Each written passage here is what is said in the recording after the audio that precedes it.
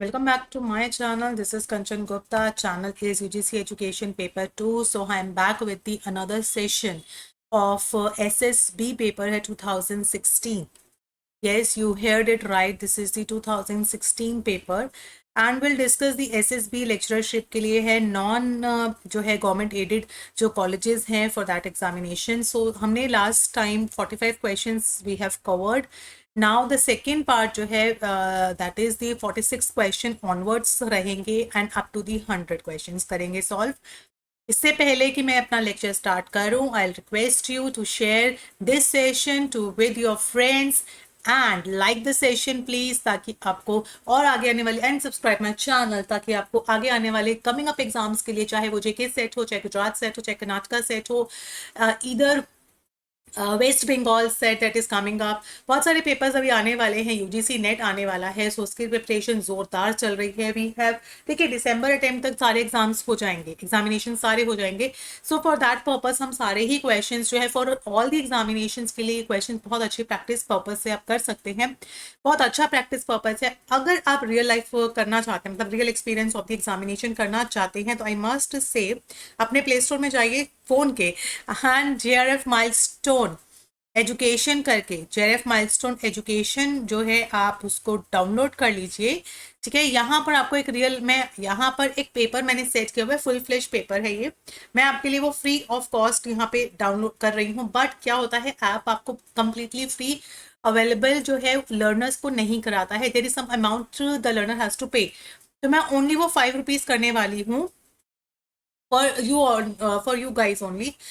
ठीक है, तो उसके लिए अगर आपको रियल पेपर, मतलब real experience of the paper लेना है, फुल फ्लैश क्वेश्चन है, 3 लेवल्स होते हैं इसमें, 3 लेवल का क्वेश्चन, इसमें 30 क्वेश्चन होंगे पहले, फिर 50 क्वेश्चन का है और फिर 100 फुल फ्लैश क्वेश्चन का, मतलब 30 क्वेश्चन फीचर्स जनरल फॉर्म में आ जाओ आप, 50 question yes you are in the form and you have a knowledge of these question, how which type of question they have come in the examination and then full flash बैठिएगा, पूरे 2 घंटे लेके बैठना है इस क्वेश्चन पेपर को करने के लिए, फुल फ्लैश क्वेश्चंस को करने के लिए फोन साइड में रखना और फिर ये पेपर करना।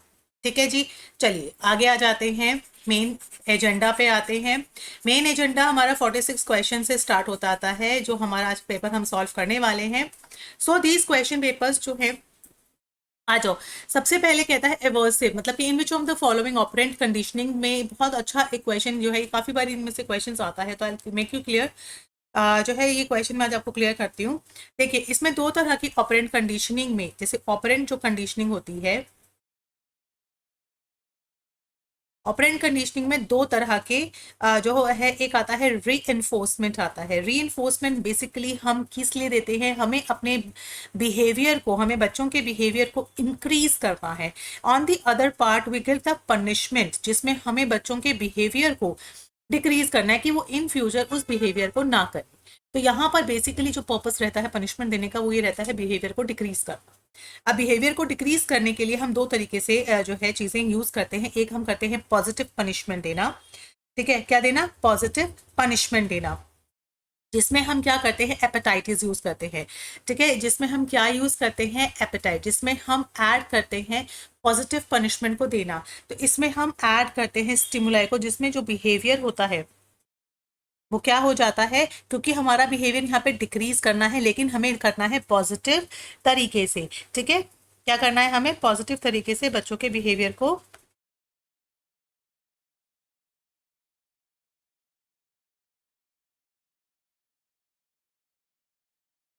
डिक्रीज करना है। ऑन दी अदर पार्ट जो नेगेटिव तरीका हम अपनाते हैं बच्चों के बिहेवियर को डिक्रीज करने का, जिसे हम कहते हैं एपेटेटिव स्टिमुलस क्या कहते हैं, जिसमें हम बिहेवियर को रिमूव करना चाहते हैं। तो हम बिहेवियर को डिक्रीज करना चाहते हैं, कम करना चाहते हैं, by giving them positive punishments and by giving them negative punishments. इस तरीके से 2 चीजें आती हैं।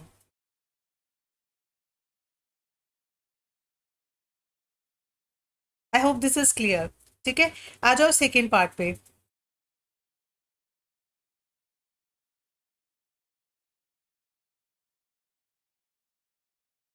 जस्ट यस, फिर हम चाहते हैं बच्चों के बिहेवियर को इंक्रीज करना, कि बच्चे का बिहेवियर जो है वो इंक्रीज हो, दैट और वो हम किस तरीके से चाहते हैं।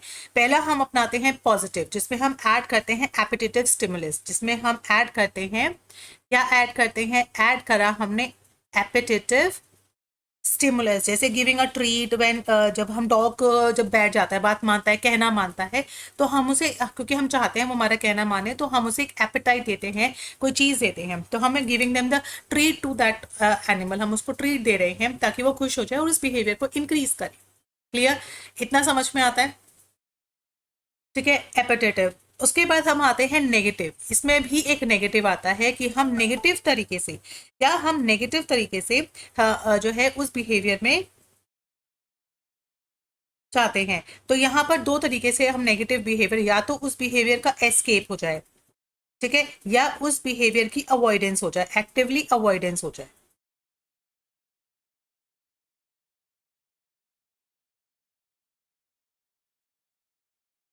एक सेकेंड, स्क्रीन दिख नहीं रहा ना।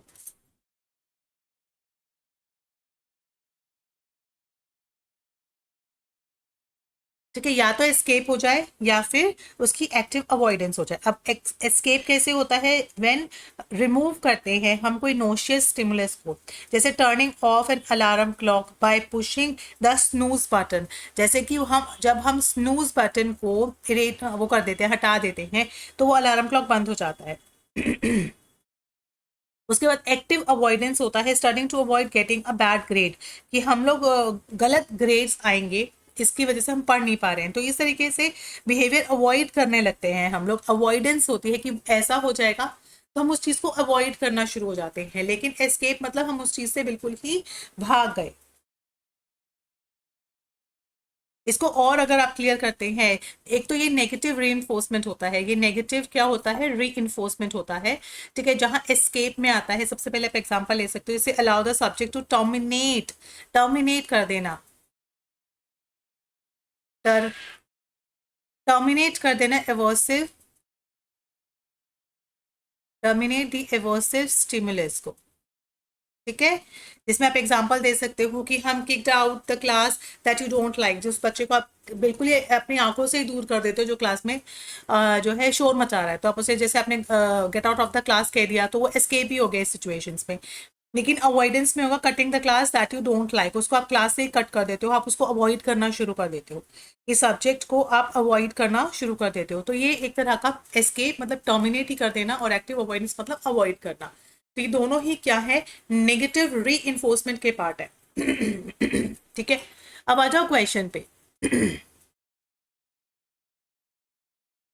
क्वेश्चन आपका ये कहता था कि in which of the following operant conditioning procedure में अगर लर्नर है वो एबल टू अवॉइड करता है एवर्सिव स्टिमुलस को, अवॉइड कर रहा है in the absence of Q, in the absence of Q में अवॉइड कर रहा है। देखा, मैंने कहा ना अवॉइड कर रहा है, तो क्या होगा? एक्टिवली अवॉइडेंस ट्रेनिंग दे रहा है वो। ठीक है, नेक्स्ट क्वेश्चन पे आओ। नेक्स्ट क्वेश्चन कहता है कि जो इंस्ट्रूमेंटल है, इंस्ट्रूमेंटल कंडीशनिंग होती है, एक्सपेरिमेंट किया जाता है, वो कैरिड ऑन, किस पर एक्सपेरिमेंट किया गया था?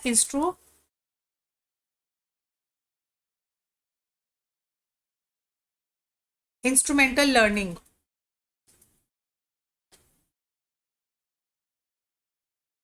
यस, तो इसका करेक्ट आंसर जो है वो रहेगा कैट, कैट के ऊपर किया गया था।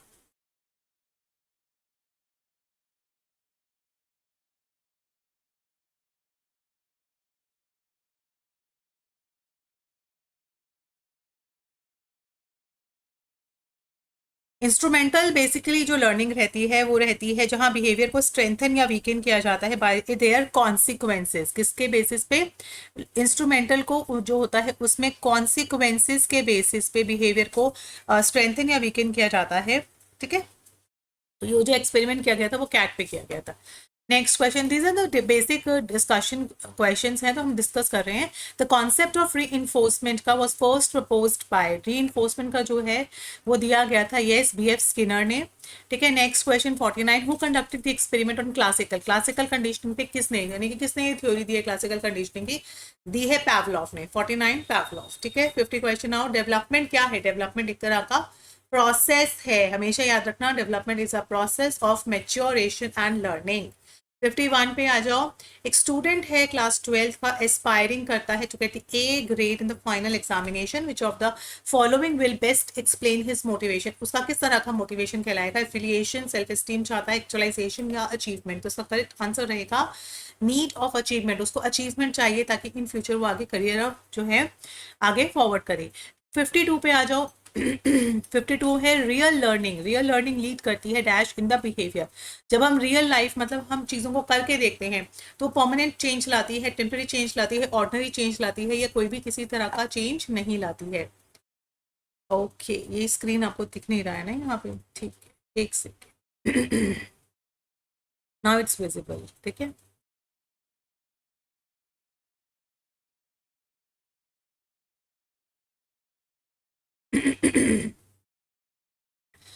ओके, सो यहाँ पर है कौन सा चेंज लेके आती है, तो this is kind of permanent change, ठीक है। 53 पे आ जाते हैं। 53 में है certain changes in behaviour occur. कुछ चेंजेस हमारे अंदर आते हैं due to the maturation, fatigue, drug, या ऑल ऑफ दीज। किस तरीके से आते हैं हमारे अंदर चेंजेस आते हैं मेच्योरेशन के साथ, ठीक है। मेच्योरेशन बहुत अच्छे, इसमें ऑल ऑफ दीज लिखेंगे क्योंकि ड्रग जो है वो ये लोग समझते हैं कि दवाइयों के बारे में बात हो रही है, बट ऐसा नहीं है। अभी get the changes into the behaviour according to the maturation. जैसे बच्चा बड़ा होता है, एडल्ट होता है, वैसे वैसे उसके अंदर चेंजेस उसको दिखने लगते हैं। 54 one of the most significant implication of individual differences for organising the educational program lies in using, कि जब भी हम इंडिविजुअल डिफरेंसेस से रिलेटेड प्रोग्राम को ऑर्गेनाइज करते हैं तो हम किस तरह के मेथड को यूज करें। The correct answer is learner centred, because all the programs is the learner centred होगा तभी बच्चे हम अच्छे से उन प्रोग्राम्स, क्योंकि individual differences obviously learner centred approach पे ही आता है। क्लियर, सीधा स्ट्रेट फॉरवर्ड था ये तो। 55 पे आओ कि वाइल मेजरिंग इंटेलिजेंस, जब भी हम इंटेलिजेंस को मेजर करते हैं, which test resume that up to certain chronological age. तो इंटेलिजेंस के बारे में क्या आता है जब भी हम क्रोनोलॉजिकल एज की बात करते हैं, तो वर्बल, नॉन वर्बल, इमोशनल, या सोशल, स्पिरिचुअल, या एथिकल इंटेलिजेंस, सोशल या इमोशनल इंटेलिजेंस। तो यहाँ पे 55 का आंसर रहेगा येस, वर्बल या नॉन वर्बल, दो तरीके से टेस्ट आते हैं on the according to the chronological age. 56 पे आ जाओ। द फर्स्ट ग्रुप इंटेलिजेंस जो टेस्ट था was the dash developed for use in, yes try it।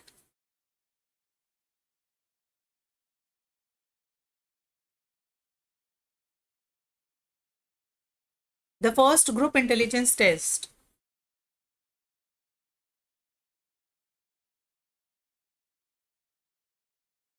जो इनिशियली ग्रुप टेस्ट था आर्मी अल्फा या army beta, so they are differentiated on the individuals English ability के basis पे differentiate हुआ था, and after the war group intelligence test को norm बना दिया गया था।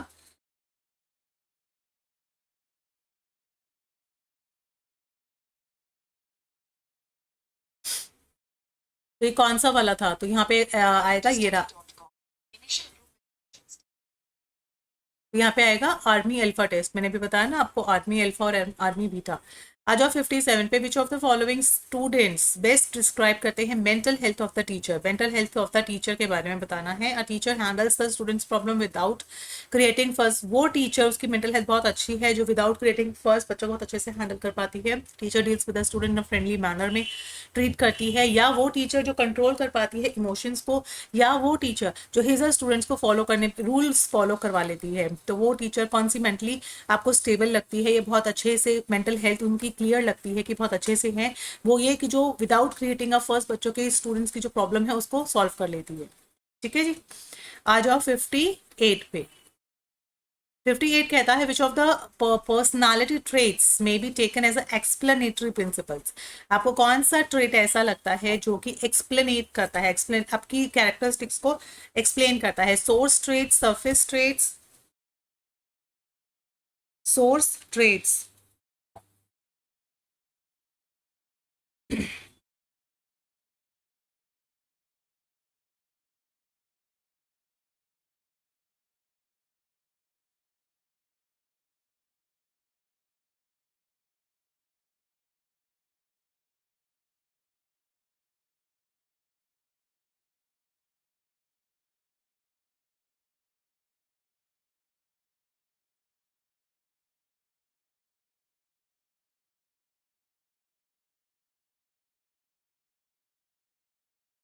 यस बताइए।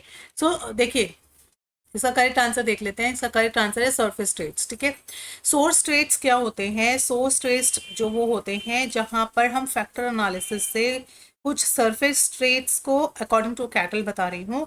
कैटल ने कहा जो ये सोर्स ट्रेट्स होते हैं can be considered as a building blocks of the personality and are responsible होते हैं फॉर द सरफेस ट्रेट्स के लिए। दीज आर द रिस्पॉन्सिबल, क्योंकि ये आपको आपके बिहेवियर को एज अ एक्सप्लेनेटरी प्रिंसिपल की तरह लेते हैं। ये पर्सन के जो है सोर्स जो ट्रेड्स होते हैं, सोर्स ये पर्सन के वो कैरेक्टरिस्टिक्स होते हैं रिलेटिवली स्टेबल होते हैं, जैसे उनकी वैल्यूज, उसके इंटरेस्ट, उसकी पर्सनालिटी टाइप्स। और जो सरफेस ट्रेड्स होते हैं कि how a person presents themselves, कि how a person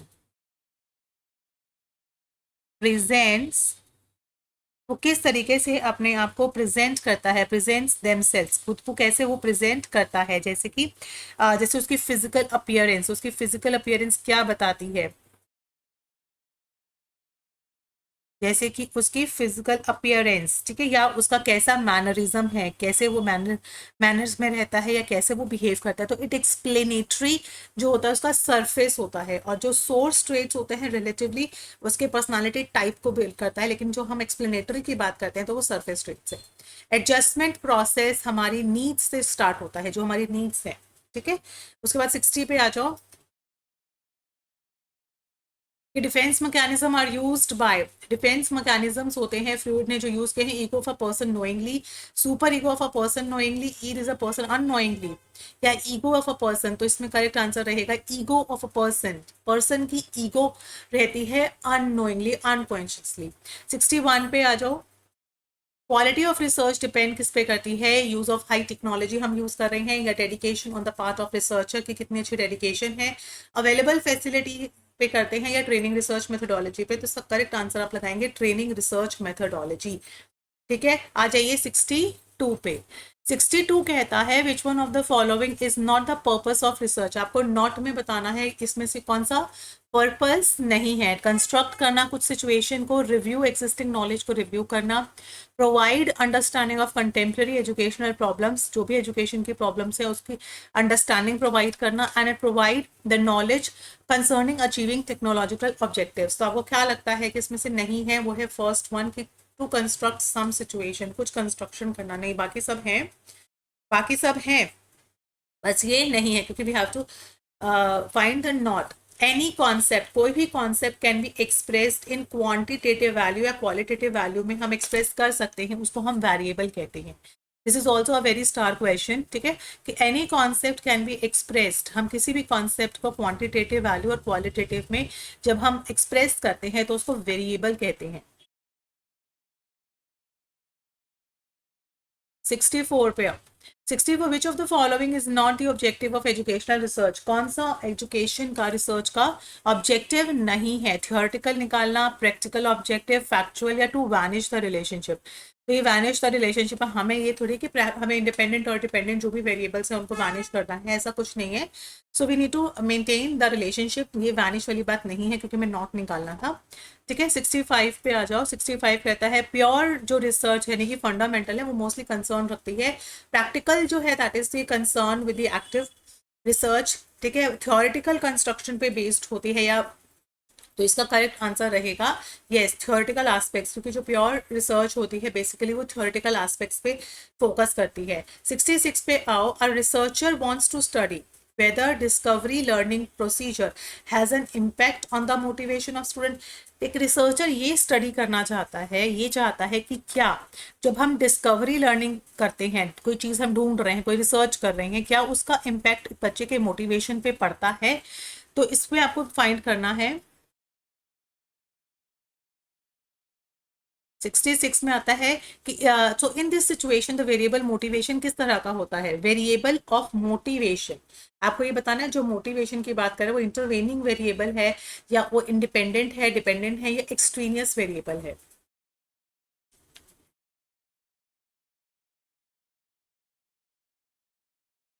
intervening variable,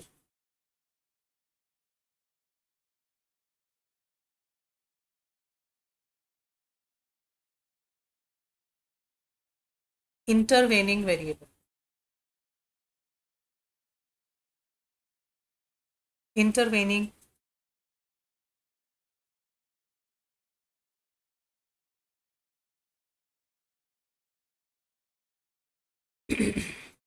so guys, intervening variables वो वेरिएबल्स होते हैं बेसिकली, अगर हम इसमें देखें, एक सेकेंड।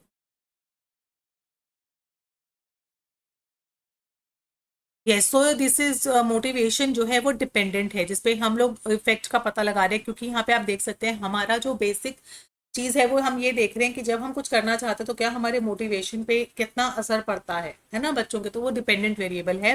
साथ ही साथ जो इंटरवेनिंग वेरिएबल होता है, क्या होता है, जो होता है intervening variable that handles the change in the dependent, जो कि हैंडल करता है, हैंडल क्या करता है, हैंडल्स द चेंजेस, वो changes, handles the changes that occurs in the dependent variable पे होता है due to the change in the independent, whatever the changes happens in the independent उसका इफेक्ट डिपेंडेंट पे पड़ता है। तो वो कौन हैंडल करता है, वो करता है इंटरवेनिंग वेरिएबल।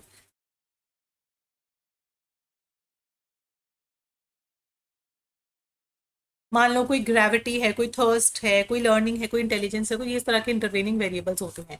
67 पे देखो, इन a labelling,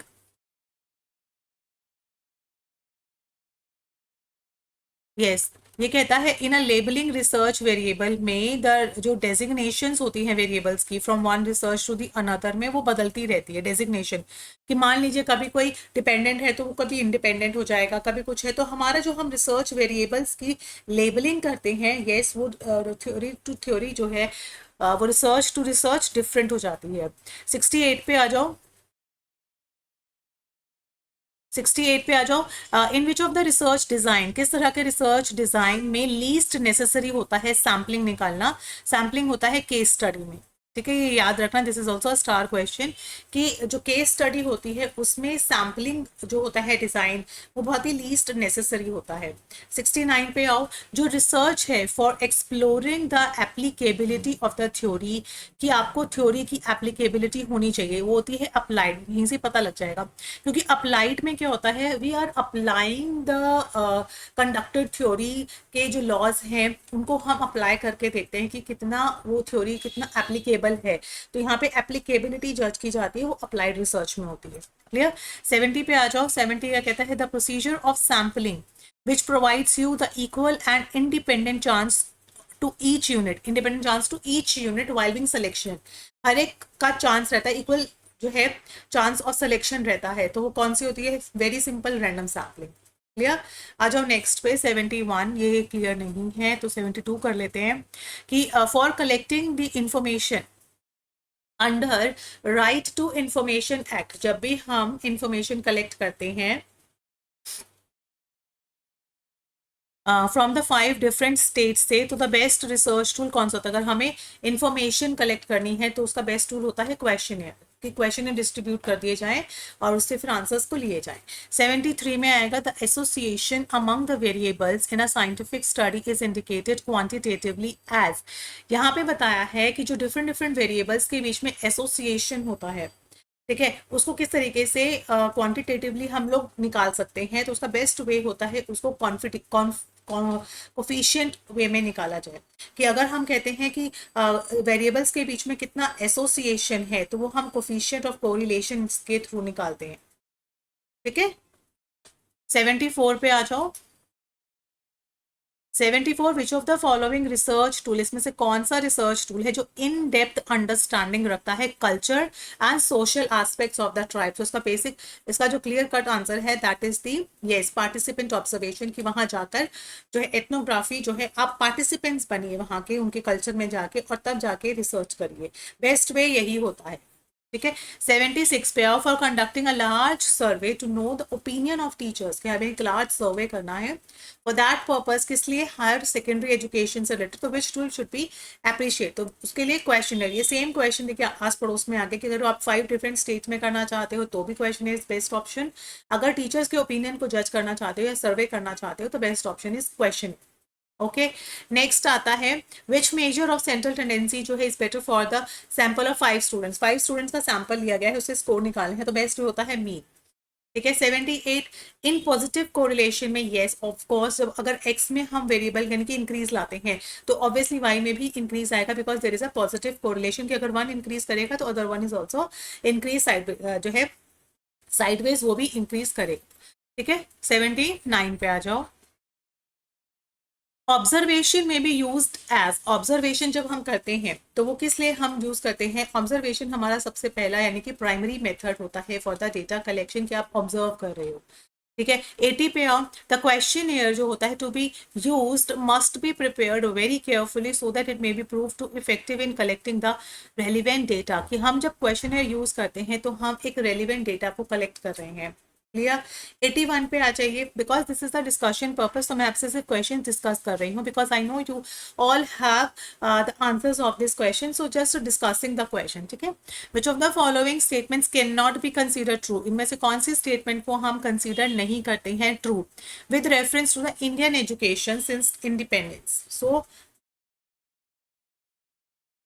with the expansion of education, जब expansion हुआ था, expansion of education since independence, number of teachers has shoot up हो गई थी, या जो है थ्री लैंग्वेज फॉर्मूला जो है वो रेज किया गया था कंट्रोवर्सी में, या एक्सपेंशन ऑफ हायर एजुकेशन जो है वो रेज किया गया था क्वालिटी को? यस, ऑब्वियसली हमने जो भी जब इंडिपेंडेंस मिला था तो हमने क्वालिटी ऑफ एजुकेशन की सबसे ज़्यादा डिमांड की थी कि हमारी एजुकेशन क्या हो जिसमें कि क्वालिटी हो, ठीक है।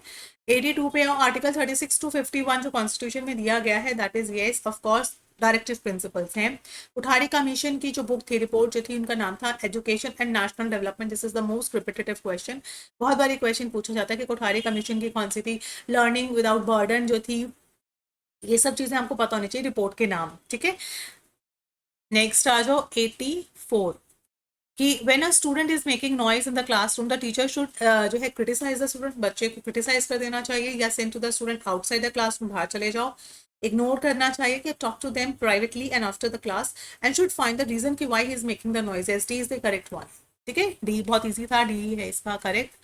थ्री लैंग्वेज फॉर्मूला जो था at the lower secondary stage पे of the class 8th through 10th recommended by the Indian education commission 1960, यानी कि जो कोठारी कमीशन ने जो थ्री लैंग्वेज फॉर्मूला दिया था 8वीं से 10वीं तक के लिए, उसमें क्या बोला था उन्होंने? तो इसका क्लियर कट आंसर मैं आपसे शेयर कर रही हूँ। फर्स्ट उन्होंने कहा मदर टंग होनी चाहिए, रीजनल लैंग्वेज, या उसकी हिंदी तो होनी चाहिए और इंग्लिश भी। तो एक मदर टंग होगी जिस जिस स्टेट में वो रह रहा है, हिंदी और इंग्लिश दोनों सीखेगा बच्चा। एक गुड टीचर के पास क्या होना चाहिए? उसके पास एक इंटरपर्सनल कम्युनिकेशन और कॉन्सेप्चुअल सारी क्लैरिटी, तीनों चीजें होनी चाहिए एक टीचर के पास। 87 जो RMSA था, जो माध्यमिक शिक्षा की जो स्कीम थी, वो कब आई थी? ठीक है ना, उसने एक्सेस किया था सेकेंडरी एजुकेशन को, जिसमें 2017 में आई थी वो। क्लियर? ये बहुत बेसिक से फैक्चुअल क्वेश्चंस हैं, ठीक है। 88 में आओ, the employment assurance scheme, the employment assurance जो स्कीम थी वो फाइनेंशियल असिस्टेंस से रिलेट करती थी, जहां पर रूरल एरियाज को एम्प्लॉयमेंट की गारंटी दी गई थी। दी तो गई थी, लेकिन उसमें एटलीस्ट ये तो मिलेगा ही मिलेगा। कौन सी बात कही थी? 50% मेन और वुमेन जो है seeking jobs in the rural areas में ढूंढ रहे हैं। B option 50% of the man seeking jobs in the rural areas, one man one women in the rural family में living below the poverty line से नीचे है, one man in a rural landless household पे है जो कि poverty line से नीचे है। तो आपको लगता है यस डी, ये एक ना एक आदमी ऐसा है रूरल में जहां वो लैंडलेस हाउस होल्ड है और अपनी पॉवर्टी लाइन से नीचे है, ठीक है। गुरुकुल सिस्टम एशियन पीरियड में था, ये तो बहुत ही सिंपल था। सेकेंडरी जो एजुकेशन है वो हमें सजेस्ट करता है negligence of education, in school में जो निग्लिजेंस हो रही है, ठीक है, उसका बेसिक क्या है कि जो रिलीजियस इंस्ट्रक्शंस दी जा रही हैं वो एक integral part of regular school है without appointing the special teacher for that purpose. ये सबसे बड़ा एक निग्लिजेंस है कि हम रिलीजियस एजुकेशन पढ़ा तो रहे हैं लेकिन विदाउट अपॉइंटिंग स्पेशल टीचर्स जो उस रिलीजन के महत्व को बता सके, ठीक है, ना कि प्रमोट करें। तो इस तरह से जो बेस्ट मतलब जो बेस्ट नहीं, जो निग्लिजेंस पॉइंट निकला एजुकेशन का वो यही पार्ट था कि रिलीजियस एजुकेशन पे बेसिस पे। 91 पे आओ, there is a recommendation for including the subject called safety education in schools of today. Safety education क्या है कि corrective education करना, protect the health of the children, health education देना ताकि safeguard कर सकें बच्चे अपनी health को, instructions देना and practice कराना, road sense को, जो रोड पे सेंस कि कैसे आपको चलना चाहिए, इधर उधर देखना चाहिए to escape from the head accidents ताकि कम हो। तो आपको क्या लगता है कि जो सेफ्टी एजुकेशन इन स्कूल्स का क्या मतलब है? ऑल ऑफ द अबव, ठीक है। 92 पे आओ, इक्वलाइजेशन ऑफ एजुकेशनल अपॉर्चुनिटीज का मतलब होता है यस ऑफ कोर्स कि आपको बिना किसी जो है प्रोवाइडिंग द एजुकेशन, आपको एजुकेशन देनी है बिना किसी जो है डिफरेंस के। 93 पे आओ, जो जनरल विक्टिमाइजेशन है against the education nowadays is that कि अबाउट द स्टैंडर्ड्स क्या है, नंबर ऑफ स्टूडेंट्स है taking to the formal education is falling, कि जो फॉर्मल एजुकेशन है उसका स्टैंडर्ड गिर रहा है, उसका उसका स्टैंडर्ड गिर रहा है, या percentage of the passes in public examination are falling, जो हम पब्लिक एग्जामिनेशंस बच्चे दे रहे हैं जो पास का परसेंटेज है वो गिर रहा है ना, पासिंग परसेंटेज। क्या लगता है क्या विक्टिम है अगेंस्ट द एजुकेशन के बेसिस पे, कि जो हमारा जो स्टैंडर्ड है वो गिरता जा रहा है एजुकेशन का। There is a increase in the number of students sub standards attainment, या last one there is a increase हुआ है in the number of schools, but हमारी जो टीचर्स हैं, बच्चे तो आए ही हैं स्कूल में लेकिन हमारी टीचर नहीं मिल पा रही है जो हमें क्वालिटी ऑफ एजुकेशन थे, इसीलिए बच्चे जो एग्जामिनेशन होते हैं उसको क्लियर करने के लिए इतने कैपेबल नहीं हो पाते हैं। ठीक है, 94 पे आओ। 94 में कहता है in the Indian constitution education, education is the in the concurrent list में है, तो बहुत सिंपल था। Universalisation of elementary education is the intervention to provide the protection, कि जब हम यूईई की बात करते हैं उसमें हमने क्या बात किया, किस तरह के इंटरवेंशन की बात की है, तो उसमें हमने इक्वालिटी ऑफ एजुकेशनल अपॉर्चुनिटी की बात की है, कि हमें इक्वालिटी लानी है, सभी बच्चों को बराबरी एजुकेशनल अपॉर्चुनिटी प्रोवाइड करनी है। 96 पे आ जाते हैं। वोकेशनलाइजेशन ऑफ एजुकेशन जो है वो कौन लेके आया था, याद रखिएगा कोठारी जी। 64 टू 66 जो है उन्होंने वोकेशनलाइजेशन की बात की है, और इसका एम क्या था, प्रिपेयर करना बच्चों को नॉलेज के साथ साथ उनकी वोकेशनल, ताकि वो कमा सकें साथ में इंडिपेंडेंट हो सकें। ठीक है जी, आ जाओ 98 पे। The main objective of the teaching at the higher education level पे मेन होता है कैपेसिटी को बिल्ड करना। जब हम हायर एजुकेशन की बात करते हैं तो उसमें टीचिंग का मेन फोकस कोई एग्जाम पास नहीं करना होता है, मेन फोकस होता है एक की capacity to take the decision, right decision for the career, for the study, ना कि कोई न्यू इन्फॉर्मेशन, ना कि कोई ask questions during the lecture is not the sufficient answer. ठीक है, 99 पे आओ। जो यूजीसी है, ठीक है, उसके उनका रिकमेंडेशन किसने किया था, राधाकृष्णन कमीशन में उसका रिकमेंडेशन हुआ था। सो अभी का लास्ट क्वेश्चन है, 2016 का एसएसबी पेपर है। सो आई होप आपको ये समझ में आ रहा होगा, and please do commenting on this comment section में, अगर if you have some problem in the one question और एनी क्वेश्चन में कोई प्रॉब्लम है या आप कुछ बताना चाहते हैं, पूछना चाहते हैं, तो बेझिझक आप मुझे कमेंट सेक्शन में कमेंट कर सकते हैं। I will definitely reply to you. और अगर आपको कोई सजेशन देना है या मेरे साथ व्हाट्सएप ग्रुप पे ज्वाइन होना है तो I will give you a number 7042201930। This is my number, WhatsApp number है। If you want to join me on a group में, आप ज्वाइन करना चाहते हैं, व्हाट्सएप ग्रुप है उसमें आप ज्वाइन हो सकते हैं, तो इस पर मुझे मैसेज कर दीजिएगा, say hi to me, I will join. ठीक है, I make you join to the group में, मैं आपको ज्वाइन कर लूंगी। सो लास्ट क्वेश्चन भी ले लेते हैं। जो गवर्नमेंट है UGC by the act of parliament किस साल आई थी, 1956 में यूजीसी की स्थापना हुई थी। तो thank you so much guys for having me this great session, and soon I will upload it। 2016 है, 2018 and 2021 के पेपर है एसएसबी का। ठीक है, and I have a SSB PGT also. I have a paper of SSB PGT, so I will definitely soon upload this paper also। तो मैं SSB के सारे papers upload करने के बाद I'll give you the classes of the, मतलब I give you the lectures on the topics पे lectures लेंगे। लेकिन आप जाने से पहले मेरे इस नंबर पे जो है मुझे आप हाई लिख के भेज दीजिएगा। So thank you so much guys, for thank you so much, have a nice day, stay blessed, thank you, bye bye।